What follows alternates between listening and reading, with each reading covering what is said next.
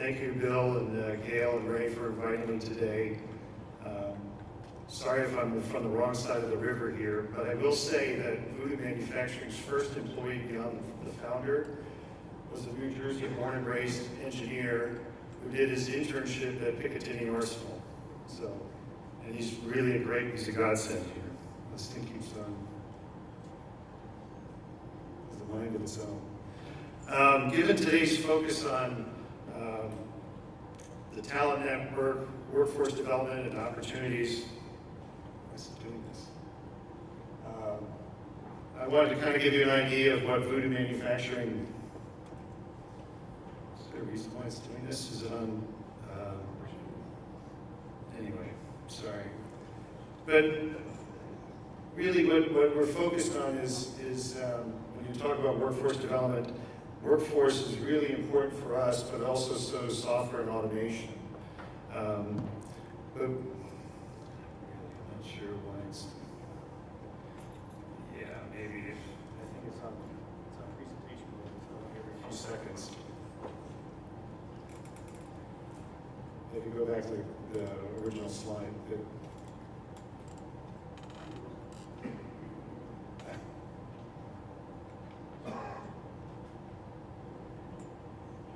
All right. Most people think of manufacturing as big factories with lots of people churning out products that are, probably a lot of them are the same, or you're doing high volume. But what if you really don't need that? Go to the next slide. There we go. What if manufacturing were like turning up a volume control, where you just dial up the manufacturing? Well, that's essentially what Voodoo Manufacturing is doing. Is we can take the company's product and do a one-off prototype. We can then do beta testing with tens or hundreds of products, and then move up to small-scale manufacturing in tens of thousands. I produced parts for a medical device company where we produced nearly 20,000 parts through 3D printing. Next slide, please. There we go. Yes.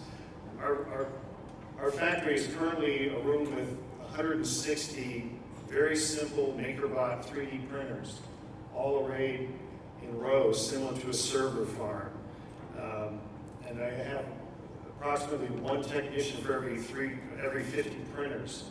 And our goal is to eventually scale to either having hundreds of printers in many locations or thousands of printers in a few strategic locations to be able to do this mass customization and be able to do volume 3D printing.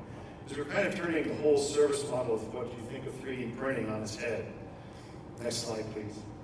We can also do, right now we're just producing parts in plastic, but we can also do a lot of other services, whether in-house or value-added, where we farm out to local companies. In this case, you see an example of one that was chromed. We just recently did over the summer the VH1 Hip Hop Award trophies, and those were chromed as well.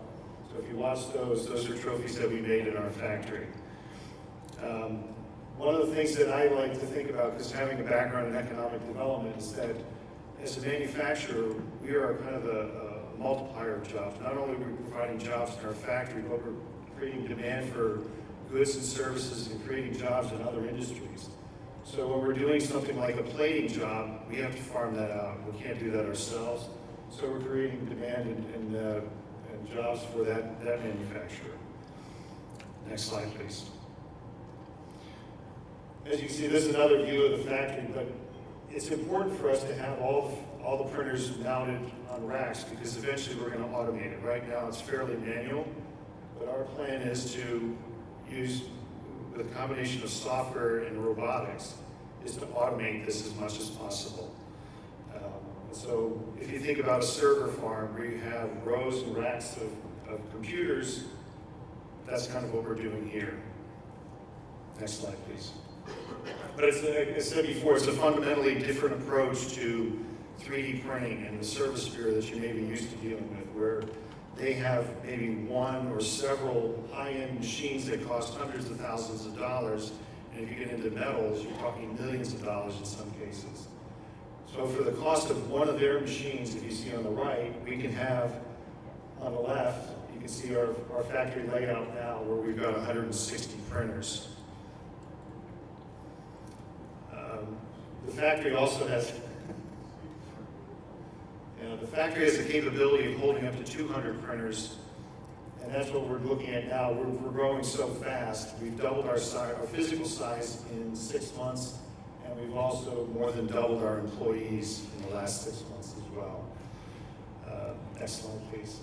Our core applications cover a variety of industries, but our biggest focus has been lately on the promotional products industry. So you think about trade shows where you're handing out pens and USB drives. Well, we can make customized products that's more than just having your logo on it. We're also doing architectural prototypes.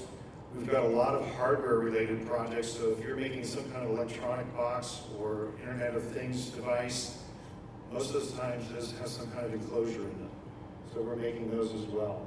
We're also doing, we're heavily into the prosthetic device industry. We've got a number of customers that are either making artificial hands or things for fitting of prosthetic legs and arms as well.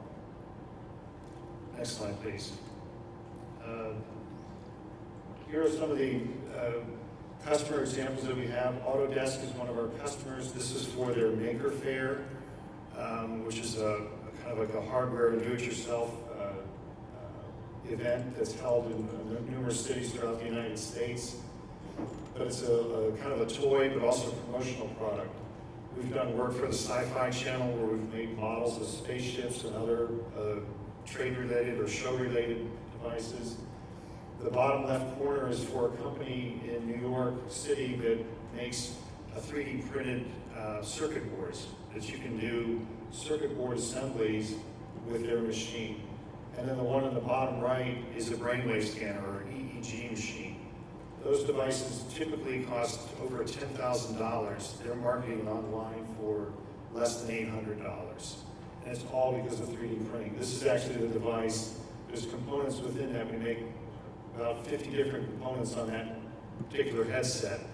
And there's some of the small components are the ones that we're making 18 to 20,000 at a time. Next slide. In our factory, a lot of this is possible because of, like I said before, we've got fairly inexpensive machines. They're under $2,000 a piece versus over $100,000 for, let's say, a Fortis or Dimension Stratasys machine. So you've got commoditized machines. We've got proprietary software that we're using to farm out the jobs to multiple printers. So if we have an order for 1,000 parts, we don't just print it on one printer and do it over and over. We'll farm it out to 50 printers and then do that over and over. We also are working with sensors to identify when the printer is running out of filament, when the job is done so we can restart it. And then we're also exploring robotics. Like I said, we don't have it yet, but that is something that we're working towards. Next slide, please. Now, you may have seen, look at robotics, and on the left is what most people think of as robotics in manufacturing. These are very high-end, very capable robots that are used for welding, for assembly, for painting. They move really quickly, but they're incredibly dangerous, and that's why you see this one has a cage around it. You don't want humans around it, because they can get hurt. They're also very expensive. The cheapest one I remember looking 20 years ago for automating one of the factories I was working in cost over $100,000. That was just for the robot. That didn't include any of the programming or any of the end effectors, the grippers. Now, robotics has a new face, literally. In this case, this is made by a company called Rethink Robotics, that they have a little screen that's got a face on it. But this is what they call a collaborative robot, or cobot. And it's designed to be worked side by side with humans. And this is what we're considering. The price point is much cheaper. They're in the range between $25,000 and $30,000. So for a small to medium business like us, this makes sense. Now you may think that through all of our software and looking at robotics and other automation tools that we're replacing people.